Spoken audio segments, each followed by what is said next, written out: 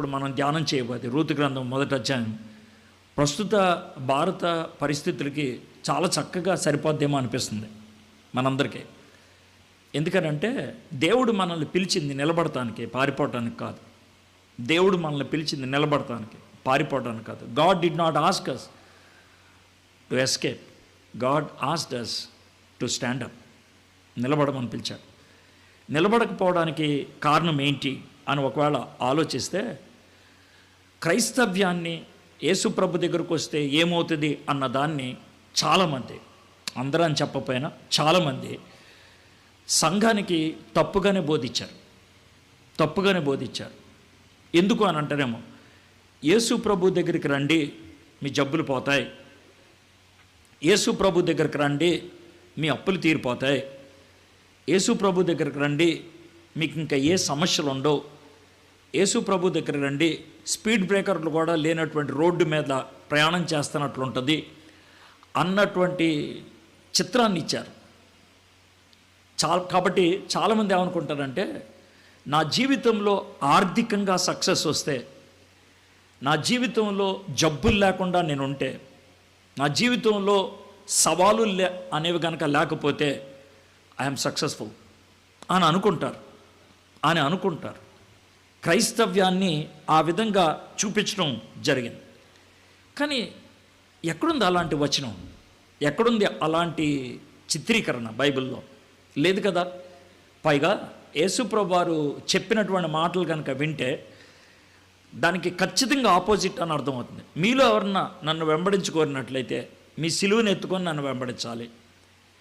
మీలో ఎవరన్నా నన్ను వెంబడించుకోరినట్లయితే గుర్తుపెట్టుకోండి, నన్ను ఇబ్బంది పెట్టారు, నన్ను రోడ్డు మీద ఈడ్చుకెళ్ళారు, నన్ను చంపారు, మీకు కూడా అదే జరుగుద్ది. దానికి సంసిద్ధపడితేనే మీరు రావాలి నా దగ్గరికి, లేకపోతే రావద్దు. ఇది మనం చెప్పేది. ఈరోజు సాయంత్రం ఓ సిస్టర్ నాకు ఫోన్ చేశారు హైదరాబాద్ నుంచి. అన్న మీ వీడియో విన్నాను, నేను ఈ క్యాస్ట్ గురించి వీడియో విన్నాను అన్న, నేను ఈ మధ్యన నా గవర్నమెంట్ ఉద్యోగం వచ్చిందన్న, ఇప్పుడు నేను మార్చుకోవాలంటే ఏం చేయాలంటే, ఇప్పుడు చెప్పాను కదమ్మా దాంట్లో ఏం చేయాలో అని అంటే, ఆవిడకి వచ్చిన ప్రశ్న ఏంటంటే, అన్న మన నా ఉద్యోగం ఏమవుతుందని. అప్పుడు నేను ఆవిడతో అసలు అంశం మార్చేశాను. అమ్మ ఇప్పుడు నీతో నేను మాట్లాడాల్సిన విషయం అసలు అది కాదు, క్యాస్ట్ గురించి కాదు నేను మాట్లాడాల్సింది. నీ గురించి నీతో మాట్లాడాల్సింది ఫెయిత్ గురించి, విశ్వాసం. నీ జీవితంలో విశ్వాసం లేదు అని ఒక ప్రశ్న అడిగాను అమ్మ. ఇప్పుడు చచ్చిపోతే నువ్వు అడగలుగుతావని. దగ్గర 2 నిమిషాలు మాట్లాడలేదు. నాకు అర్థమవుతుంది ఇప్పుడు నువ్వు ఎక్కడున్నావు. కాబట్టి నీ జీవితంలో కావాల్సిన ముందు విశ్వాసం, దేవుని మీద విశ్వాసం, దేవుని మీద నమ్మకం, దేవుని మీద ఆనుకోవటం. నువ్వు ఒక కర్ర పట్టుకున్నావు, ఆ కర్ర ఇరిగిపోతుంది నాకు తెలుసు, ఆ కొమ్మ ఇరిగిపోతుంది. నువ్వు ఆ కొమ్మను వదిలేయి అని నేను ఎప్పుడు చెప్పగలుగుతానంటే, ఇంకా గట్టిగా ఉన్న ఒక కొమ్మను చూపించినప్పుడు. లేనప్పుడు నేను వదలమని చెప్పకూడదు. కాబట్టి నేను నీ క్యాస్ట్ గురించి మాట్లాడినాను, నువ్వు మార్చుకోవాల్సిన దాని గురించి మాట్లాడు. నువ్వు మారాలి, నువ్వు జీవితంలో ప్రభువుని అంగీకరించాలి. ప్రభువుని అంగీకరించిన తర్వాత అన్న అప్పుడు కనుక క్యాస్ట్ మార్చుకుంటే నాకు ఉద్యోగం వస్తుందా, నా ఉద్యోగంలో ఉంటాను, నాకు తెలియదు. ఒకే ఒక ఉదాహరణ చెప్తాను. షడ్రక్ మెషక్ అబేద్నెగో వాళ్ళు అన్నటువంటి మాట ఏంటంటే, మేము ఈ అగ్నిగుండములోకి వెళ్తే మా దేవుడు మమ్మల్ని కాలకుండా కాపాడగలడు, అలాంటి సమర్థుడు మా దేవుడు. అయితే ఆయన కాపాడకపోయినా మాకేం ఆశ్చర్యం లేదు, ఆయన కాపాడకపోయినా మేమేం పట్టించుకోం. ఆయన కాపాడినా కాపాడకపోయినా మా విశ్వాసం ఇదే, మేము దండం పెట్టం. నీ విశ్వాసం ఆ స్థాయికి వస్తే అప్పుడు మార్చుకో, అప్పుడు దాకా మార్చుకోవద్దు. మార్చుకోమని ఎవరిని చెప్తే కూడా వినద్దు. ముందు మారాల్సింది నీ బతుకు, ముందు మారాల్సింది నీ జీవితం, ముందు మారాల్సింది నీ హృదయం, ముందు మారాల్సింది దేవుని మీద నీకు ఉన్నటువంటి విశ్వాసపు స్థాయి. అప్పుడు మిగిలిని నేను చెప్పక్కర్లా, నువ్వే మార్చుకోగలుగుతావు. ఆదిమ భక్తులు అలాగ జీవించారు. ఆదిమ భక్తులు ఓ సన్నివేశం మీకు చెప్తాను. 65 క్రీస్తు శకం 65 నుంచి 67 దాకా సుమారు ఒక 1.5 సంవత్సరం ఆ కాలం పౌలుని పేతుర్ని కూడా ఒకే జైల్లో పెట్టారు. మ్యారిటామస్ ప్రిజన్ అంటారు. అది రోమ్ పట్టణానికి ఉత్తరాన ఉంటుంది, అది ఇప్పటికే ఉంటుంది ఆ ప్రిజన్. ఆ ప్రిజన్, ఆ జైలు 3 అంతస్తులు. ఒక అంతస్తు భూమిలో ఉంటుంది అండర్ గ్రౌండ్, 2 అంతస్తులు పైన ఉంటుంది. అంటే ఫస్ట్ ఫ్లోర్ పైన ఉంటుంది, సెకండ్ ఫ్లోరు మొదటి అంతస్తులాగా ఉంటుంది, 3 అంతస్తులు ఉంటుంది. పౌలుని పేతుర్ని ఇద్దరిని కూడా ఒకే జైల్లో పెట్టారు, మ్యారిటామస్. అయితే పేతుర్నేమో కింద అండర్ గ్రౌండ్లో పెట్టారు, పౌలునేమో పైన పెట్టారు. పౌలు పైన పెట్టారు కాబట్టి ఆయన వీళ్ళని కలవడానికి అవకాశం ఉండేది. ఆ నేపథ్యంలోనే తిమోతికి తాను 2వ పత్రిక రాశాడు, అదే ఆయన చివరి పత్రిక. ఎందుకంటే పైన ఉన్నాడు కాబట్టి, వీళ్ళు కలవడానికి అవకాశం ఉంది కాబట్టి. అందుట్లోనే నన్ను కొంతమంది విడిచి వెళ్ళిపోయారు అని తనకున్నటువంటి బాధను వ్యక్తం చేసి, నా విశ్వాసాన్ని చివరి వరకు కూడా కాపాడుకున్నాను, ఇలాంటివన్నీ మాట్లాడుతూ ఉన్నాడు. అయితే నేను పౌలు గురించి మాట్లాడతా, పేతురు గురించి మాట్లాడతాను. పేతురు అడుగు అంతస్తులో ఉండేవాడు, అది కట్టిక చీకటి. రోజుకి మహా అయితే ఒక 40-45 నిమిషాలు మాత్రం ఒక కిటికీ తీసి తనకు భోజనం పెట్టేవాడు. తను చూస్తాను ఒక వ్యక్తిని ఉంచేవారు దాని ఆ యొక్క గుమ్మం దగ్గర లేకపోతే కిటికీ దగ్గర. అదే ఆయన చేసే పని. దగ్గర సంవత్సరం 5 నెలలు లేకపోతే సంవత్సరం 6 నెలలు ఒకే ఒక గదిలో సూర్యుడిని చూడకుండా ఉన్నాడు ఆయన. ఆయన జీవితం ఎలా ఉంటుందో చూడండి, ఏది చేసినా ఇంక అక్కడే ఉండేవాడు, అదే ఆయన బతుకు. అలాంటి పరిస్థితుల్లో పేతురు అక్కడికి వచ్చి తనకు భోజనం పెట్టే వాళ్ళకి 2-3 మాటలు చెప్పడం ద్వారా కొన్ని రోజులకి 47 మంది మారు మనసు పొందారు. జైల్లో 47 మంది మారు మనసు పొందారు. ఈ 47 మందికి ఆయన జైల్లో బాప్తిస్మ ఇచ్చాడు. ఆయన ఏ గదిలో ఉన్నాడో అక్కడ ఒక చిన్న నీటి బుగ్గను చూపిస్తారు. అది విచిత్రమైన నీటి బుగ్గ. ఆ గదిలో కింద నుంచి నీళ్లు ఉబుకుతూ ఉంటాయి. ఆ నీళ్లతో ఆయన బాప్తిస్మ ఇచ్చాడు. మరి చిలకరింపిచ్చాడా లేదా మీద ఏమన్నా చల్లాడా తెలియదు. ఆ 47 మంది పేర్లు గోడ మీద రాశారు. ఆ 47 పేర్లు ఇప్పటికీ ఆ గోడ మీద చెక్కు ఉంటాయి, బొగ్గుతో రాసున్నాయి. అయితే ఒకరోజు ఆ జైలు అధికారి పేతురుతో అన్నాడంట, అయ్యగారు నేను గది తలుపు తీసేస్తాను, మీరు వెళ్ళిపోండి అన్నాడు. తప్పు కదా, సరే నేను వెళ్ళిపోయాను అనుకో, నిన్ను చంపేస్తారు కదా అంటే, అయ్యగారు నేను బతుకుండి పెద్ద లాభం లేదు, కానీ మీరు బతికితే బయటికి వెళ్తే అనేక మందికి సువార్త చెప్పగలుగుతారు. నేను ఎప్పుడు దీనికి బందికానని, కాబట్టి నేను చచ్చిపోతాను, మీకు అవకాశం ఇస్తాను, మీరు వెళ్ళిపోండి అని ఒకరోజు తెల్లవారుజాము తలుపు తీశాడు. పేతురు నడుచుకుంటూ వెళ్ళిపోయాడు బయటికి. కొంచెం దూరం వెళ్ళాడు, అప్పుడే 5:05 అట్లా అవుతుంది, మసకగా ఉంది. రోమ్ పట్టణంలో తూర్పు నుంచి ఆయన వెళ్ళిపోతూ ఉన్నప్పుడు ఒక చిన్న కొండలాగా ఉంటుంది, ఆయన పైకి అలా ఎక్కుతున్నాడు. అవతల నుంచి ఇంకొక ఆయన నెమ్మదిగా కొండ ఎక్కుతున్నాడు. ఎక్కుతూ ఉంటే చూశాడు, వాళ్ళిద్దరూ కూడా కొండ మీద కలుసుకున్నారు పైన. ఆయన చూశాడు, ఈయనెవరో తెలిసిన వాళ్ళలాగా ఉన్నాడే. దగ్గరకు వచ్చేప్పటికీ రూపం నెమ్మదిగా బయటపడతా ఉంది, పొగలోంచి బయటపడినాడు. గుర్తుపట్టేశాడు. అప్పుడు ఆయన ప్రశ్న అడిగాడు, అదోనాయ్ కొవాడీస్ అని అడిగాడు. కొవాడీస్ అనే సినిమా వచ్చింది ఆ డైలాగ్ని బట్టే. అదోనాయ్ కొవాడీస్ అని అడిగాడు. My Lord where are you going, కొవాడీస్ వేర్ ఆర్ యు గోయింగ్ అని అడిగాడు. ఆ వచ్చేది ఎవరో కాదు, సాక్షాత్తు యేసుక్రీస్తు. ఆయన ఆ విధంగా చూశాడు. చూస్తే అడిగితే అవతల ఆయన అంటే యేసయ్య పేతురుకి జవాబు ఇచ్చాడు, రోమ్ పట్టణానికి వెళ్తున్నాను సిలువెక్కి మరొక్కసారి చచ్చిపోవడానికి. రోమ్ పట్టణానికి వెళ్తున్నాను సిలువెక్కి మరొక్కసారి చచ్చిపోవడానికి అంటే అప్పుడు సిగ్గేసింది ఆయనకి, పేతురికి. అప్పుడు అర్థమైంది, నేను జైల్లోంచి బయటకు వచ్చేది సువార్త కోసం కాదు, భయపడి పారిపోవటం అని. వద్దొద్దు నేనే వెళ్తా అని పేతురు వెనక్కి వెళ్ళిపోయాడు. కొన్ని రోజుల తర్వాత పేతుర్ని పౌల్ని ఇద్దరిని ఒకే రోజు చంపేశారు. జూన్ 29, 67వ సంవత్సరం. రోమ్ పట్టణానికి ఒక పక్కన తూర్పు పడమర పౌల్ని చంపేశారు, తూర్పు పేతుర్ని చంపేశారు. పౌలు రోమన్ పౌరసత్వం కలిగిన వాడు కాబట్టి అతన్ని సిలువెక్కించడం, ఆయన్ని కత్తి తీసుకొని శిరచ్ఛేదనం చేశారు. ఎక్కడైతే పౌల్ని చంపేశారో ఈరోజు అక్కడ సెయింట్ పాల్స్ కెథీడ్రల్ పెద్దది కట్టారు. పేతుర్ని సిలువేస్తానికి ఆయన కోసం సిలువు రెడీ చేస్తే బతిమిలాడాడు ఆయన. చాలా పెద్ద వయసు, బహుశా 75 అలా ఉన్నట్టు వయసు. యేసుప్రభు కంటే పెద్దోడు పేతురు, 70-80 ఏళ్ళు దాకా ఉండొచ్చేమో. ఆయన బతిమిలాడాడు, వద్దు సార్, నన్ను మా గురువు గారిలాగా సిలువేయొద్దు, నేను సిలువ ఎక్కడానికి వెళ్తున్నాను అని యేసుప్రభు చెప్పారు కదా, ఆ మాట గుర్తొచ్చింది. వద్దు, నన్ను తిరగే సిలువేయండి అన్నాడు. రేయ్, బాధలు ఎక్కువ తీరా, పర్లేదు సార్, నువ్వు చావుకు ముందే ముక్కెంబ రక్తం వస్తుందిరా, పర్లేదు, నీకు చాలా బాధ కష్టం ఎక్కువ అది, పర్లేదు, నన్ను తిరగే సిలువేయండి అని. ఆ రోజు పేతుర్ని తిరగే సిలువేశారు. ఆయన చనిపోయిన చోట Saint Peter's Basilica, Roman Catholic headquarters, pope గారు అక్కడి నుంచే ప్రసంగం చేస్తూ ఉంటారు. ప్రపంచంలో అతి ఖరీదైనటువంటి చర్చిల్లో అదొకటి, అది అక్కడ కట్టారు. సో ఈ మాటలు ఎందుకు చెప్తానంటే, వీళ్ళు శ్రమను అనుభవించడానికి వచ్చిన వాళ్ళు, కష్టాలు ఎదుర్కోవడానికి ఇష్టపడిన వాళ్ళు. శ్రమలు లేని జీవితం నిజమైన క్రైస్తవం అంటే పేతురు పౌలు ఇద్దరు కూడా ఫెయిల్యూర్ అయినట్లే. Both are fail. ఎందుకంటే వాళ్ళు మార్టైర్స్గా చనిపోయారు. క్రీస్తు శకం 155 జాన్, యోహాను భక్తుడి యొక్క శిష్యుడు పాలికార్ప్ అనేటువంటి ఆయన స్మిర్నా అనే ఊరిలో బిషప్గా ఉంటున్నాడు. ఆయనకి 86 ఏళ్ళు అప్పుడు. ఆయన శిష్యుడు ఇరేనస్ ఈ సన్నివేశాన్ని అంతా చూస్తున్నాడు. గవర్నమెంట్ రోమన్ అధికారి వచ్చాడు.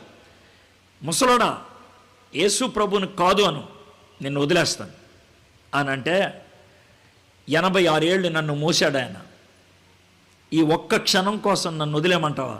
నేను వదలను అని అంటే, ఆయన్ని చంపినటువంటి తీరు చాలా భయంకరంగా ఉంటుంది. ఎలా అంటే, ఎప్పుడైనా మీరు ఎలా చూసారు లేదు తెలియదు, నూనె మనం ఒకవేళ గారెలు వేద్దాం అనుకున్నాం అనుకోండి, బూర్లు వేద్దాం అనుకున్నాం అనుకోండి, మనం చేసే పని అంటే చెప్తాను. నూనె ఒక బాండ్లీలో వేసి అది బాగా కాగిందా లేదా చూడటానికి ఇలా ఒక నీటి చుక్క వేస్తాం. స్వింగ్ అని అన్నదనుకో బాగుంది అనుకుంటాం. ఆ తర్వాత ఆ బూర్లు పిండో గారెల పిండో చిన్న మొక్క ఒకటేస్తాం, వెంటనే ఉబ్బిపోతుంది, రౌండ్గా అయిపోతుందంటే బాగా కాగింది నూనె అని అర్థం. ఆ విధంగా పెద్దది,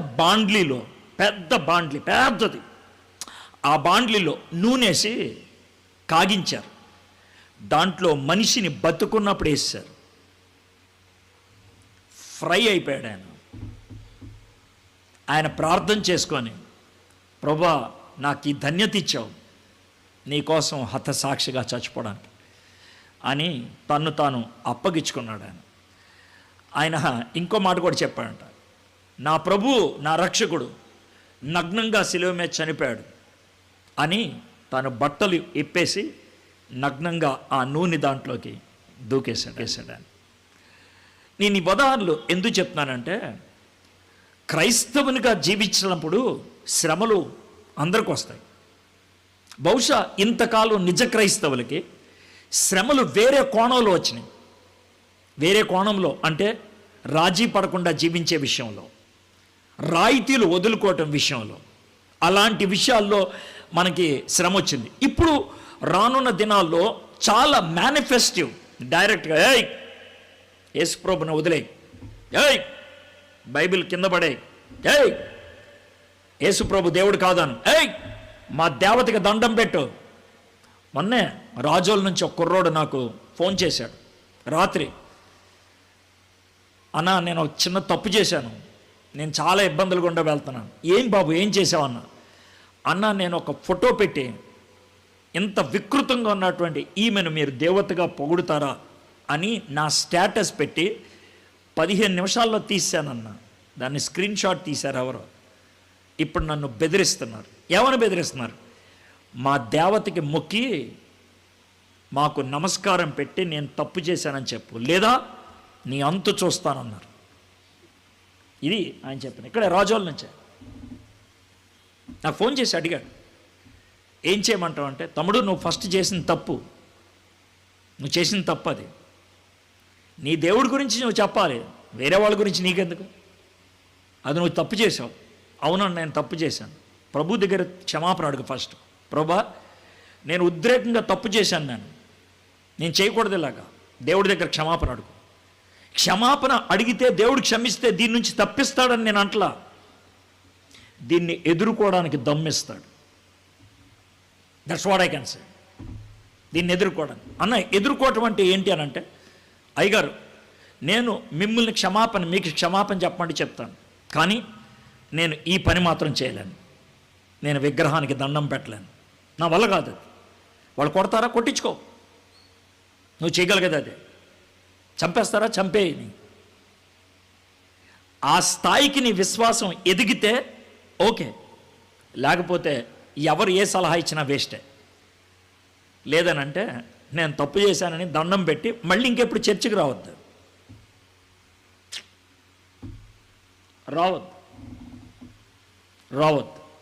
డోంట్ కమ్. పో. పెద్ద పెద్ద మగధీరులాగా చేసావుగా పని, బుద్ధి తెచ్చుకో, లైఫ్లో అనుభవిస్తాను. That's all. మీలో ఇప్పుడు వచ్చే చాలామందికి వచ్చే క్వశ్చన్లు ఏంటి తెలుసా? ఈయన్ని థియోలాజికల్గా పట్టుకోవాలి. ఎలాగా? ఈయన మళ్ళీ రావద్దు అంటున్నాడు, ఈడెవడు రావద్దు అంటానికి? పౌలు అప్పగించలేదా? సాతానికి అప్పగించేయాలని అనలేదా?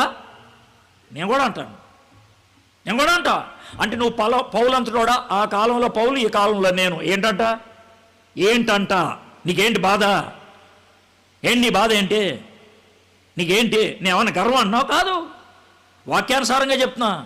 వాక్యానుసారంగా based on the word of God చెప్తున్నాను నేను. కాబట్టి దీన్ని అంతటి బట్టి నేను చెప్పదలుచుకుంది ఏంటంటే, we are called to stand, we are not called to escape. దేవుడు మనల్ని పిలిచింది నిలబడటానికి, పారిపోవడానికి కాదు. ఇప్పుడు చూద్దాం రూతు గ్రంథం 1వ అధ్యాయం 5 వచనాలే మనం ధ్యానం చేసేది, దాన్ని మనం చూద్దాం.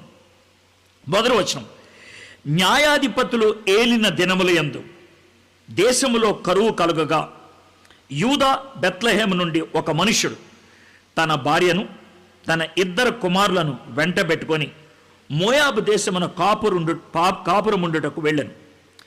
బైబిలు ఇచ్చేటువంటి ఆరంభాలు ఏ గ్రంథానికైనా చాలా బ్యూటిఫుల్గా ఉంటుంది. ఎందుకనంటే క్లియర్ కట్ కాంటెక్స్ట్ ఉంటుంది. ఎవరికి జరిగింది, ఎప్పుడు జరిగింది, ఎలా జరిగింది, ఏం జరిగింది, చాలా స్పష్టత ఇస్తుంది. ఎందుకు ఇచ్చిందంటే ఆ కాంటెక్స్ట్లో, ఆ నేపథ్యంలో, ఆ పరిస్థితుల్లో ఇలా జరిగింది. నేపథ్యం అర్థం కాకుండా, పరిస్థితి అర్థం కాకుండా ఇది అర్థం కాదు. We cannot. అందుకే నేను మార్నింగ్ అంతా నేపథ్యాన్నే వర్ణించాను మీకు. ఆ టైంలో ఉన్నటువంటి న్యాయాధిపతుల యొక్క జీవితాలు ఎలా ఉన్నది, న్యాయాధిపతుల కాలంలో ఉన్నటువంటి పరిస్థితి ఏంటి మీకు వివరించడానికి ప్రయత్నం చేశాను. అయితే న్యాయాధిపతి కాలంలో ఉన్నప్పుడు ఉన్నటువంటి పొలిటికల్ సిట్యుయేషన్, రాజకీయ పరిస్థితుల గురించి మీకు చెప్పాను. అయితే అప్పుడున్నటువంటి థియాలజీ, అప్పుడున్నటువంటి విశ్వాసం గురించి, దేవుడి గురించి ఉన్నటువంటి నమ్మకాల గురించి మీకు చెప్పాలి. ఇశ్రాయేలీలు ఈ కనానీయులు పరిపాలిస్తున్నటువంటి ఈ రాజ్యంలోకి వచ్చారు. 7 పరిపాలన చేస్తూ ఉన్నారు అక్కడ. ఆ పరిపాలిస్తున్నటువంటి ప్రాంతంలోకి వాళ్ళు వచ్చారు. వాళ్ళు వచ్చి జాగ్రత్త వినండి, వాళ్ళకి దేవుడు ఎవరు? యెహోవా. అది వాళ్ళకు ఉన్నటువంటిది. యెహోవా మా దేవుడు, ఇశ్రాయేలీల దేవుడైనటువంటి యెహోవా, యుద్ధశూరుడైనటువంటి యెహోవా, సైన్యములకు అధిపతియగు యెహోవా. ఆయనకున్నటువంటి టైటిల్స్ ఇవి: యుద్ధశూరుడు యెహోవా, సైన్యములకు అధిపతియగు యెహోవా. అది వాళ్ళకున్నటువంటి కాంటెక్స్ట్. ఎందుకు? మేము ఐగుప్తు దేశం నుంచి బయటికి వచ్చినప్పుడు ఆయన యుద్ధం చేసి గెలిపించాడు మమ్మల్ని. మేము ఓరకుంటే 14వ అధ్యాయం నిర్గమాకాండం, ఆయన మా ఎదురుగా రక్షణ కార్యం చేశాడు. ఆయన గొప్ప కార్యం చేశాడు. యుద్ధశూరుడు యెహోవా, సైన్యములకు అధిపతియగు యెహోవా. మా నాయకుడు యెహోషువ ఇక్కడికి వస్తే యెరికో పట్టణం దగ్గర సైన్యములకు అధిపతిగా యెహోవా పంపించినటువంటి సేనాధిపతి వచ్చాడు. అంటే యేసయ్య వచ్చాడు. క్రిస్టోఫెనిక్ అంటే క్రీస్తు ఒక మనిషిలాగా వచ్చి, యెహోషువ నేను నాకు తోడుగా ఉన్నాను, యుద్ధానికి వెళ్ళు. కాబట్టి మమ్మల్ని బయటికి తీసుకొచ్చింది యెహోవా, మాకు ఈ దేశాన్ని అనుగ్రహించింది యెహోవా. He is God of war. యుద్ధానికి దేవుడు, యుద్ధానికి దేవుడు, మాకు భద్రత ఇవ్వడంలో దేవుడు, మాకు అధికారం ఇవ్వడానికి దేవుడు, మమ్మల్ని పరిపాలించేటువంటి వాడు మా దేవుడు, యుద్ధ శూరుడు యెహోవా. బాగుంది, ఆయన అలాగే చూస్తూ ఉన్నారు. కానీ చుట్టూ అక్కడ ఉన్నటువంటి కనానీయులు వేరు వేరు దేవతలు కొలుస్తూ ఉన్నారు. బయలుదేవత, అష్టరోతు దేవత, వాళ్ళకున్నటువంటి దేవతలు ఒక్కొక్క దేవత ఒక్కో దానికి, ఒక్కొక్క విషయానికి, ఒక్కో దానికంటే నా ఉద్దేశం ఒక్కొక్క ఏరియాకి. కాబట్టి అలాంటి విషయాలు వచ్చేటప్పటికి వాళ్ళకి ఏం చేయాలో అర్థం కాదు. యుద్ధం విషయంలో మనకి యెహోవా, కానీ మరి ఈ దేవత పిల్లలు కావాలంటే ఈ దేవత దగ్గరికి వెళ్ళాలంట, పంట బాగా ఫలించాలంటే ఈ దేవత కావాలంట.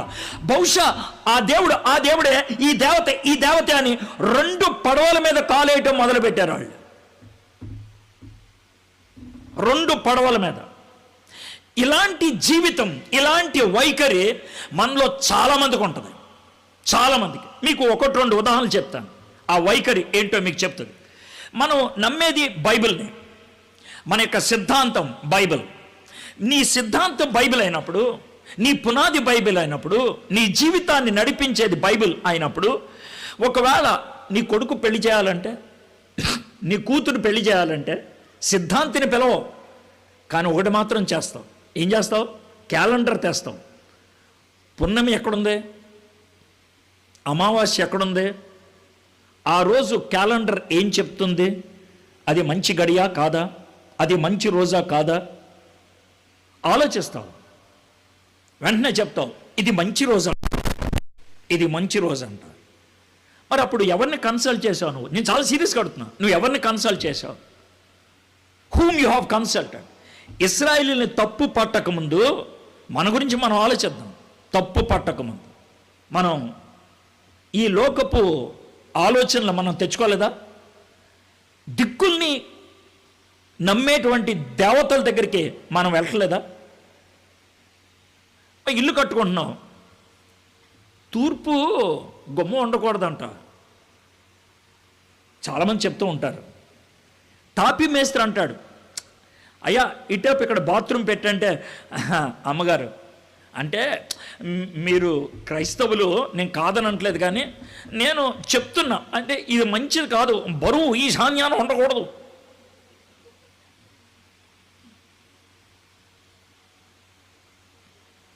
అవునంటారా? అవునండి.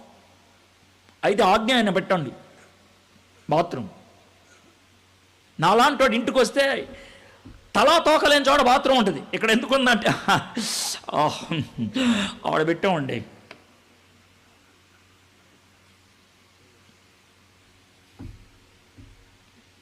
ఎవరు చెప్పారు నీకు ఇది? మనకి ఇశ్రాయేలీలకి ఏమన్నా తేడా ఉందా? లేదు. నేనేమంటానంటే యేసు ప్రభుని వదిలేయి, నువ్వు యేసు ప్రభుని వదిలేయి. ఎందుకు వచ్చిన తలనొప్పి? టెన్షన్ పడతావు ఎందుకు లోన్ ఒకటి బయట ఒకటి చెప్పడం? బిందాస్ బతికేసాయి. ఆ దిక్కులన్నీ ఎవరు చూసుకుంటారో వాళ్ళ దగ్గరికి వెళ్ళి చూసుకో. 2 పడవల మీద ఎందుకు కాలేస్తావు? నీకెవరు చెప్పాడు మన జీవితంలో కొన్ని పవిత్రంగా ఉండాలి, కొన్ని పవిత్రంగా ఉండకూడదని? ఎవరు చెప్పారు? మన జీవితంలో ఏదైనా కూడా పవిత్రంగానే ఉండాలి. ఏదైనా అంటే నువ్వు బైబిల్ చదువుతున్నప్పుడు ఎంత పవిత్రంగా చదువుకుంటావో, నీ పాఠాలు చదివేటప్పుడు కూడా అంతే పవిత్రంగా చదువు. ఎందుకు చదవాలి అంత పవిత్రంగా అంటే, నీకు ఎవరిచ్చారు ఈ చదువుకునేటువంటి అవకాశం? దేవుడు కదా, దేవుడిచ్చాడు నీకు చదువుకోవడానికి అవకాశం. దాన్ని అలాగే చదువు. వంట చేస్తున్నప్పుడు పవిత్రంగా వంట చేయి. నీ గింజలు ఎవరిచ్చారు వండుకోవడానికి? దేవుడే కదా ఇచ్చింది. అన్నం తినేటప్పుడు పవిత్రంగా తిను. తినటానికి అవకాశం ఇచ్చింది ఎవరో? దేవుడే కదా. ఇదే కదా పౌలు భక్తుడు రాసింది, ఏది చేసినా కూడా దేవునికి మహిమకరంగా చేయమన్నాడు అనేది. Everything has to be sacred. ప్రతిదీ కూడా సేక్రెడ్గా ఉండాలి. అయితే అప్పట్లో ఉన్నటువంటి ఇశ్రాయేలీయులు ఎలా ఆలోచించారో ఇప్పటికీ కొంతమంది క్రైస్తవులు అలాగే ఆలోచిస్తున్నారు. ఎలాగో చెప్తాను చూడండి. ఎలాగంటే ఇశ్రాయేలీయులు కూడా అలాగే ఆలోచించి, యుద్ధం అంటే గనక యెహోవా దగ్గరికి వెళ్తాం, సెక్స్ అంటే గనక బయలుదేవత దగ్గరికి వెళ్తాం, అష్టరోత్ దగ్గరికి వెళ్తాం. సెక్స్కి దేవుడు ఆయన, సెక్స్కి దేవుడు ఆయన. కాబట్టి ఆ యొక్క గుడుల దగ్గరికి వెళ్తే, ఆ గోపురాల దగ్గరికి వెళ్తే, వాటి మీద ఉన్నటువంటి బొమ్మలు చూస్తే, అక్కడ ఉన్నటువంటి దేవ కన్యల దగ్గరికి వెళ్తే, ఆ దేవ కన్యలతో కాసేపు పడుకుంటే మాకు పరలోకం వచ్చేస్తుంది. అది వాళ్ళకు ఉన్నటువంటి ఆలోచన. కాబట్టి అక్కడికి వెళ్దాం, ఆడికి వెళ్దాం. కాబట్టి ఒక గీత గీసేశారు. క్రైస్తవులు దీన్ని ఎలాగ జవాబు చెప్పాలో తెలియక కొంతమంది సెక్స్ అంటే పాపం అనే హెడ్డింగ్ పెట్టి, కొంతమంది బోధకులు దేవుడు ఒకవేళ ఆయన పిలిస్తే కనుక నిజంగా దేవుడు పెళ్ళి లేకుండా ఒక ఆయన్ని ఉండటానికి పిలిస్తే వాళ్ళు నేను పెళ్ళి లేకుండా ఉన్నాను తెలుసా అని కాలు ఎగరేరు. నాకు ఒక ఆయన తెలుసు, జాన్ R.W. స్టాట్. 86 ఏళ్ల ముసలోడుగా చచ్చిపోయాడు. ఆయన బ్రదరిన్ సంఘానికి చెందినటువంటి వాడు. ఆయన అద్భుతమైనటువంటి ఎక్స్పాజిటర్. ఆయన ఎప్పుడు ఆయన నోటమ్మటి ఈ డైలాగ్ వేయలేదు. ఎవరో తెలుసా నేను పెళ్లి చేసుకోవాలా సూపర్ అని అనలా. కానీ చాలా సందర్భాల్లో ఈ మాట చెప్పాడు ఆయన. ఏమన్నా తెలుసా, పెళ్లి చేసుకోవద్దని దేవుడు చెప్పాడు.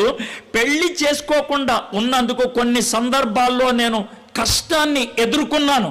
దేవుడు కృప చూపించాడు కాబట్టి జాగ్రత్తగా ఉన్నాను. కూల్ అది తప్పేం కాదు.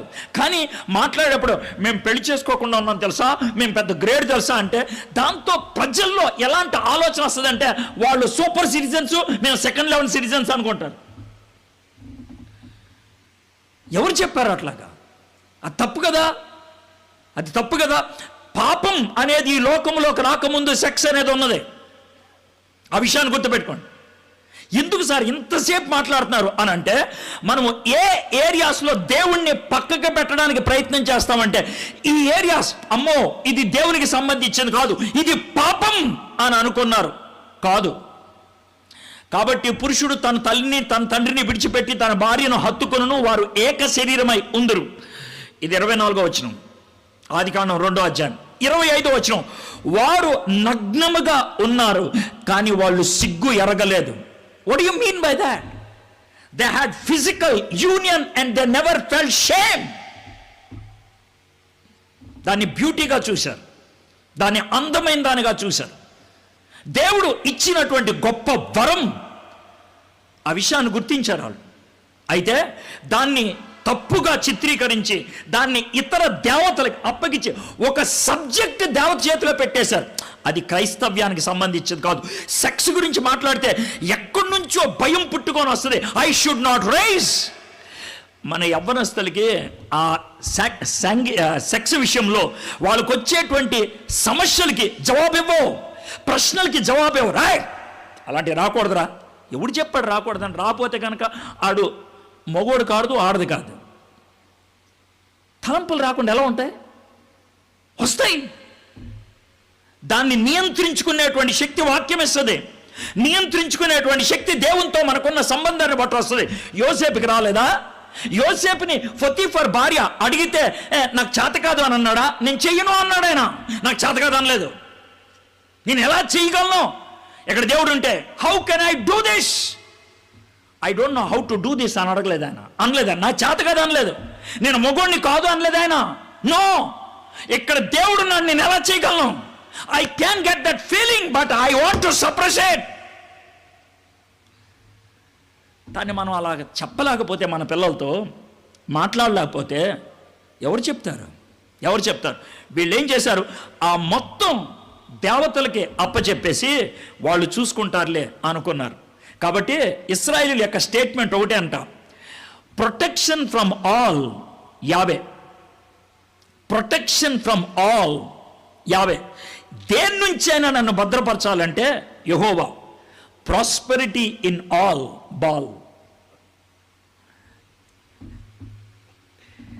Protection from all Yahweh, prosperity in all ball.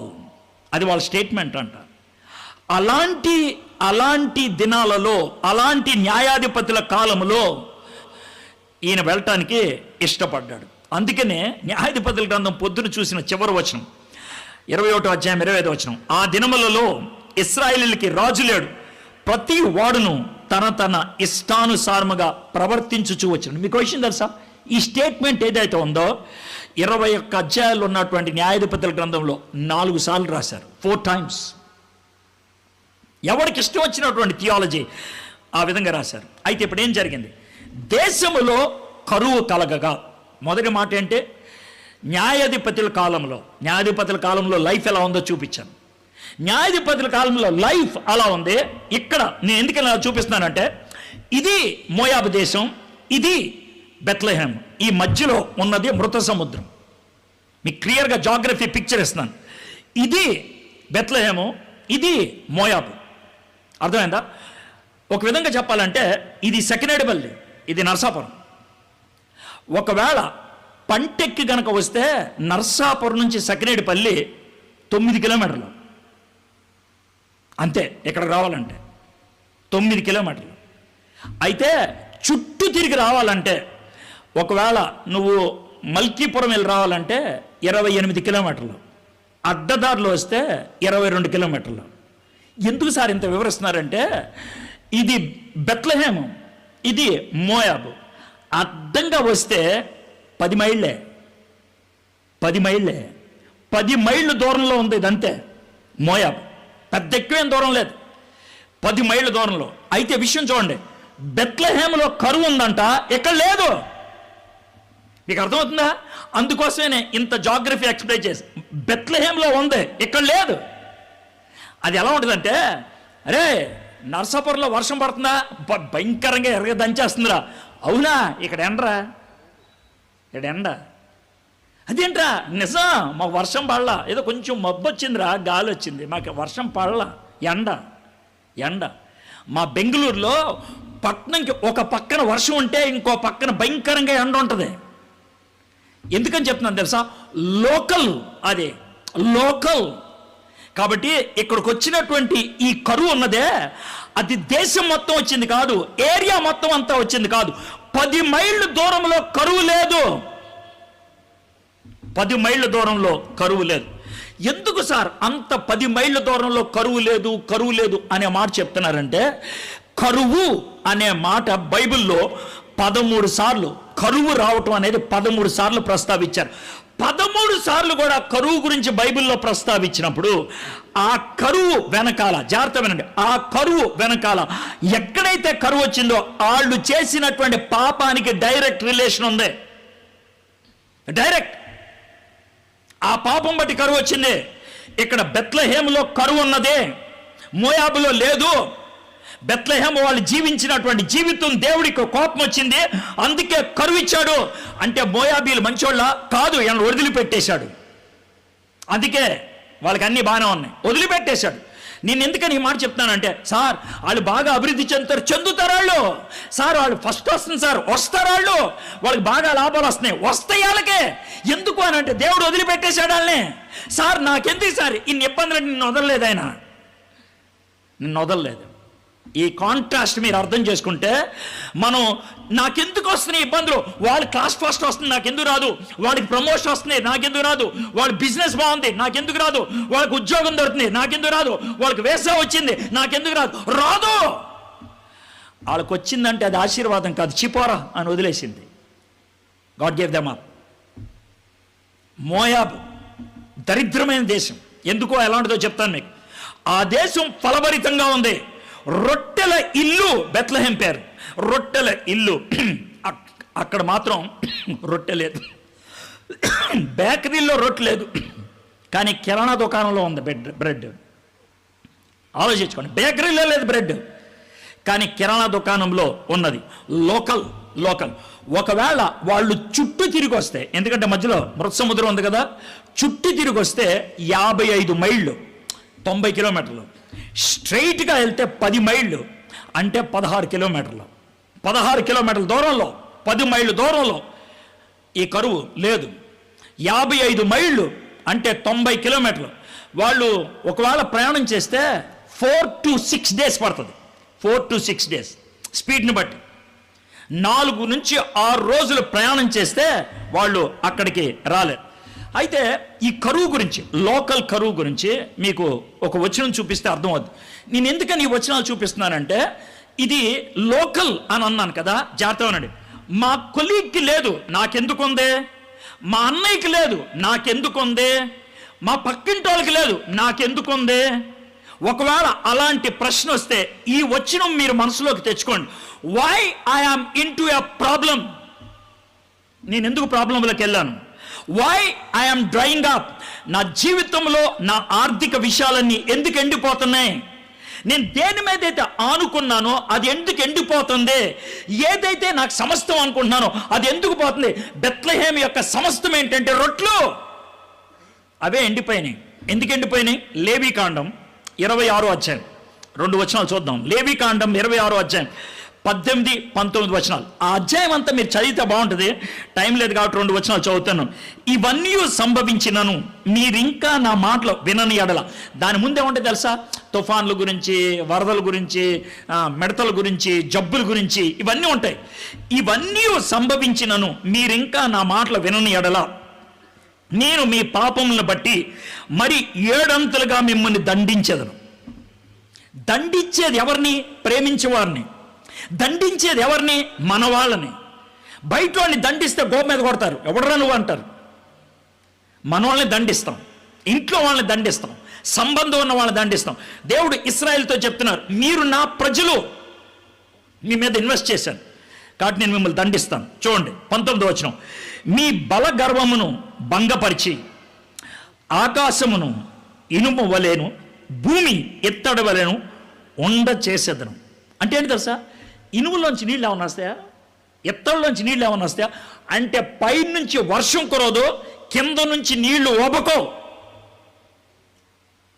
ఒక విధంగా చెప్పాలంటే దేవుడు ఏమన్నాడు తెలుసా?